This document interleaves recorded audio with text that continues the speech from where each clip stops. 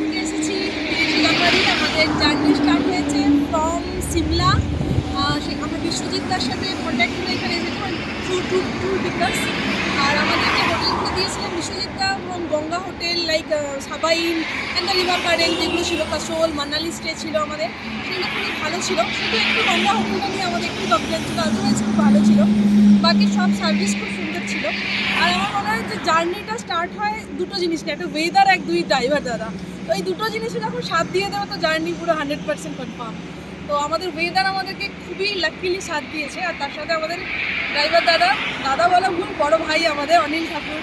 তো দাদা আমাদের সাথে পুরো ট্যুরটাতে একদম বোরিং ফিল করতেই দেয়নি। মানে আমরা একটু মনে হয়নি যে long journey, Shimla Manali journey সবসময় লং হয়, 10 কিলোমিটার, 10 আওয়ার্স, 20 আওয়ার্স এরকম জার্নি। বাট আমরা একটু বোর হইনি, দাদা সবসময় গাইড করেছে, just like a local guardian. So thank you tour pickers, thank you Biswajit and thank you Anil Thakur दादा। तो नेक्स्ट टाइम हम आएंगे तो ज़रूर उससे मिलेंगे, उससे हम कॉन्टेक्ट करके आएंगे, तो बहुत अच्छे से गाइड करेंगे।